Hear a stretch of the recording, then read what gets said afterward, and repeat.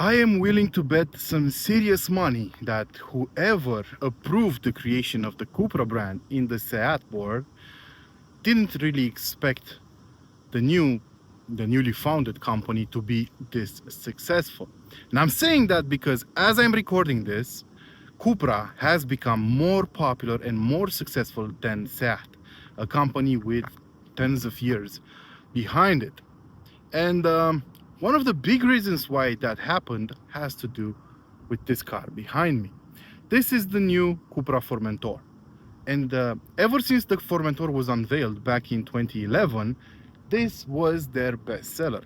To put things into perspective, this car was sold in 120,000 units alone last year, and it has proven to be quite a performance model, a performance booster for the brand. And today we're going to take a look at its facelift, because yes, earlier this year, the Formentor got a facelift. It changed a couple of things on the outside and a couple of things on the inside, and some very important things on the technical side of things. So we're going to talk about all of them today. If you're a fan of the Formentor, you probably already figured out what changed on the new model. So looking at it from the front, you will easily notice that there are some things changed. So the new Formentor adheres to the new design language that the Cupra is trying to enforce. And we're talking about all these triangle shapes everywhere. So you'll notice that the daytime running lights are now 3 LEDs in a sort of diamond or triangle shape. They actually changed the front end of the car really nicely, and they double as signal lights. We have the optional matrix LEDs installed on this car, and I've been told that no matter which headlight technology you choose, you will have these lights, these daytime running lights designs available. Also, the front end now has a different grille.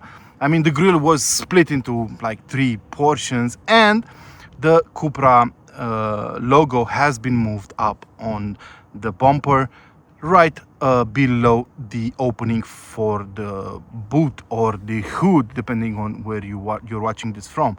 So slight changes, but they do make an impact on the car. Looking at it from the side, you will notice just how big this car is, but you'll also notice that it's not exactly an SUV. I would probably go as far as calling it a crossover, but it's not that impressive either in that regard. It doesn't have a huge ground clearance, if I'm not mistaken, about 15 centimeters.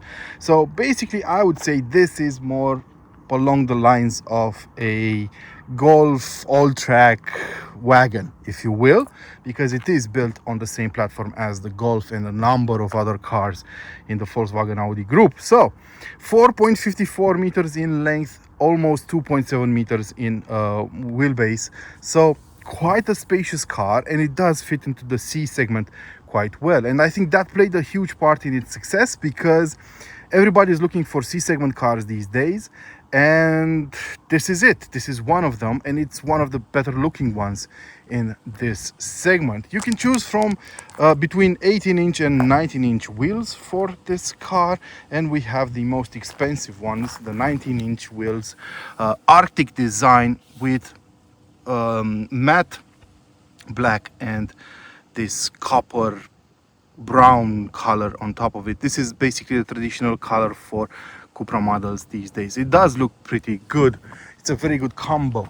The paint on this car costs 750 euros as well, and it does look pretty good, in the words of George Constanza, or better yet, in the words of Larry David, pretty good.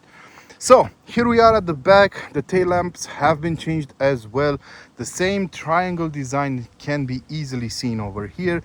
I like this detail over here, the Formentor detail, and the fact that if you get these optional tail lights.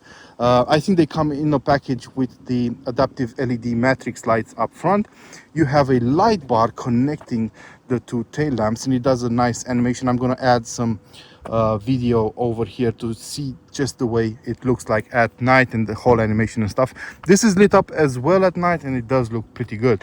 What I don't like at the rear of the car is the fact that we have fake tailpipes, or better said, we don't have tailpipes. We have just some ornaments, but since we don't really have a huge engine under the hood of this car, I'm going to talk about it later on, you don't really need more. Now, this is the boot. So 450 liters in total. You do have a split folding bench in the second row. That's a 40-60 split. We have a ski hatch over there, hooks for your groceries, and some additional space on the sides. And under the floor we have a space saver and some more storage room, as well as the subwoofer for the Sennheiser sound system. So plenty of room for your luggage. If you ask me, I don't think you're gonna need any more. Let's check the interior. So build quality check. This is scratchy plastic, could have been better. Up front we have softer touch materials, but that's that.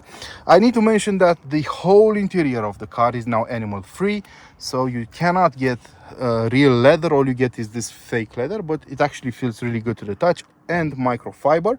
And a lot of the materials used inside come from recycled plastics or nylons and so on. So you even have a reminder over here of that fact, so you might want to keep that in mind. So the areas where you will actually have contact with the door card are better built. So for example, the door opening lever over here is made of a better plastic. This is fake leather. I love this copper stitching over here. So yeah, it does look good. The seats are actually really comfortable and done in the same materials. Let's check out the space you get. So I'm 6 feet tall, 250 pounds. The driver's seat has been adjusted in my comfortable driving position, and this is how I fit. So I think this is plenty of room for 4 adults. I'm also very happy to report that I have plenty of headroom as well, which is pretty darn impressive in a car of this size. And looking at it from the outside, you couldn't really guess that. Another good thing is the fact that we have a tri-zone climate control system. This is where you control the climate control in the back. 2 charging ports, so yeah, pretty good. And this is the new, if I could call it new, the new dashboard. Not a lot has changed. The center screen has been changed, and it's a bit bigger now, 12.9 inches. But other than that, very few changes. Oh, there's another one that I'm gonna have to talk about, and that would be the Sennheiser sound system. This is the first time I'm driving a car with a Sennheiser sound system. It's pretty darn good. It's only about 500 euros as an optional extra, and I think it's worth every single penny. But it does take some time to configure it using the equalizer. Other than that, soft touch plastics, better than in the back over here. Microfiber, and I like this pattern over here. Fake leather, and this is the storage space you get. And I also love these seats, and the fact that they only cost 750 euros more than the regular seats, and I think that's a no-brainer. They are wrapped in Alcantara, microfiber, and they are done in sustainable materials, as this tag over here reminds us. You have memory seats, electric adjustments, and so on, but actually I would just buy them because they look very cool. And this is the interior. Let's take a closer look. Check out the steering wheel. I always liked Cupra steering wheels. We have these attached buttons over here. This one is for starting the car, and this one is for the driving modes. I love the fact that we still have physical buttons on the steering wheel, which is something the Volkswagen Group kind of mixes between them. And as I said, this is the new infotainment screen. Basically, this is the home page with all the useful information you want. You can configure it any way you want, but you can also use this menu over here for every single app in it. And I like the fact that we now have a menu for the climate control at the base of the screen. This is the center console, the gear lever, if you will, wireless charging ports and 2 USB-C chargers. And also I have to point out this is an interior light, and it goes all the way around, and it actually looks pretty good at night. You can configure it and choose whatever floats your boat. So yeah, the instrument cluster is digital, and it has multiple ways of showing you the info. Everything you need is at the tip of your finger. Okay, so let's talk about engine choices, shall we? There are some interesting things to be found in the configurator for the Cupra Formentor, the facelifted one. So these will depend on the market you're in, but I find it very interesting that the Formentor is still offered with a manual gearbox. Admittedly, there's only one available, so you have to get the 1.5 liter 4-cylinder TSI engine with 150 horsepower, which is the base version, if you will. But you can have it with a manual 6-speed gearbox. Then there's the odd inclusion, or the odd fact that they actually maintained it, of the 2-liter TDI engine with 150 horsepower. So yeah, you can still buy this car with a diesel engine. And then, oh my God, there's a GT3 RS in front of me.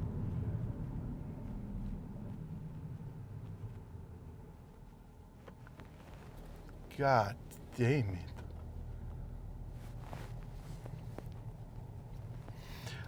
Okay, so there's a 2-liter TDI engine with 150 horsepower, which comes only with a 7-speed dual clutch gearbox.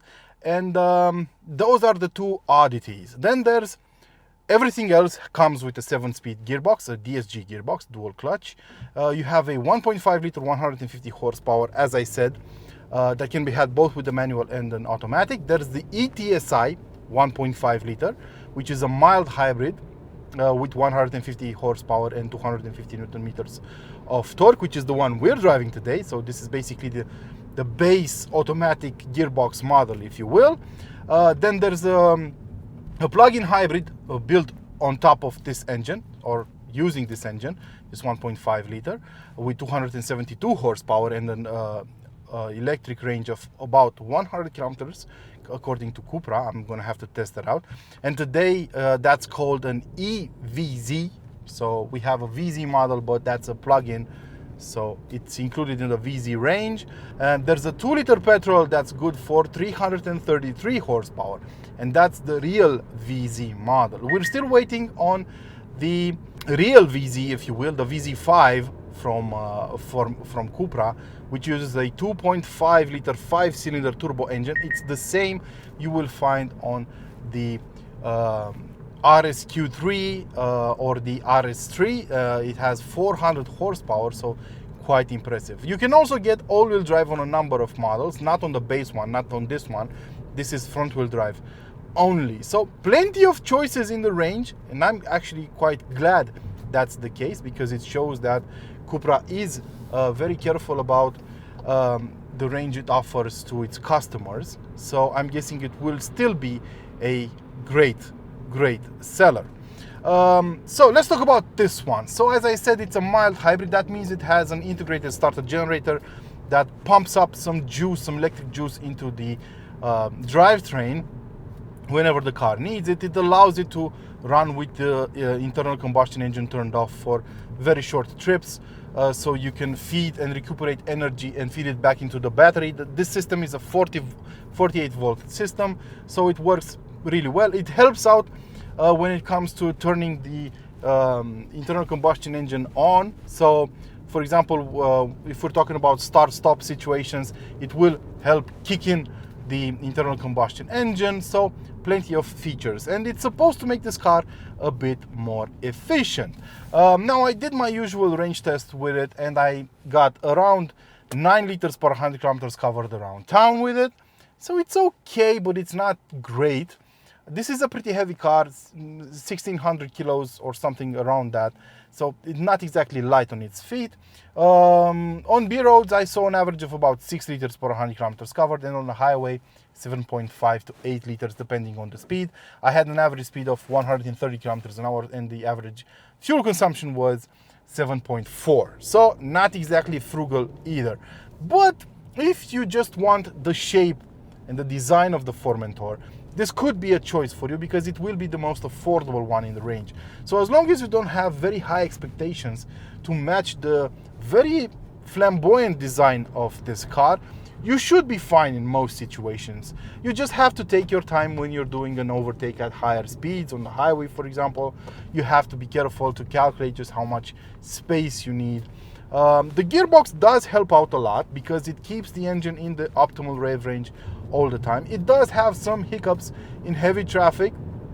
For example, sometimes starting off, the car will be a bit too eager to jump ahead, so that could be an issue. But it's not that disturbing, that annoying overall, and I think it does a pretty good job in keeping you in the optimum rev range. We do have adaptive dampers on this car, so let's talk about the suspension for a bit. Quite comfortable, and it's a McPherson setup up front and a multi-link at the back. And unlike other cars built on the same platform, the Formentor gets multi-link independent suspension at the back, no matter what drivetrain you have on it. So on certain Golf models, for example, you have less than 150 horsepower, you don't get independent suspension at the back. That's not the case over here, but at the same time, you don't have any engine on the Formentor that's under 150 horsepower. So yeah, but it's quite comfortable. We do have the 19-inch wheels on this car, and they are not exactly the best choice if you want the most comfort, but they do look good. So I would probably go for the 18-inch wheels if you want the best and the most comfortable setup possible. I'm not saying this is not a comfortable setup or that this is not a comfortable suspension. It's just that over bigger potholes you will feel some jolts inside the car, and that's because of the wheel size and some weird noises on certain situations, but not all the time. Otherwise, it's quite comfortable, and I would say it's very impressive, very well done, and very well sound insulated compared to other choices you have on this platform from the Volkswagen. What's most impressive about this car though is the chassis. It has a lot of potential to be very, very good, and I'm thinking that VZ models, VZ by the way comes from the Spanish word veloce, which translates into speed. I'm guessing that the VZ models will be great driving cars because you can feel the chassis is very good underneath it all. You have the wheels positioned very close to the extremes of the car, so it has very good balance overall, and it does handle really good. Even though I didn't have a lot of power at my disposal, I could feel the chassis and the way it shifts the weight between the front axles and side to side. So it has a lot of potential. There's no feedback in the steering wheel whatsoever, and I actually like the way the brake pedal has been set up. It does have some feedback, and it doesn't have a strong initial bite. It's not mushy in the first part of the bite, and I actually like the way it feels. So that said, what's the takeaway? Well, basically what I can tell you is that I think the Formentor will still be a bestseller, at least in Europe. I mean, I think it's only sold in Europe anyway. I think the Formentor has everything it needs to continue this success story that it started for the Cupra brand. I think it has very good pricing. For example, this car starts at roughly 33,000 euros in Romania, where I'm filming it.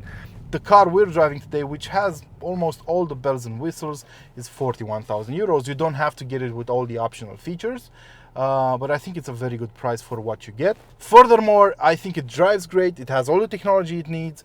The fit and finish is good, so there's nothing to really complain about. I think it's going to be a great bestseller for Cupra moving forward, and I can't wait to see what you guys think about it in the comment section below. And until next time, don't forget to like, share, and of course, subscribe to this channel to keep it alive.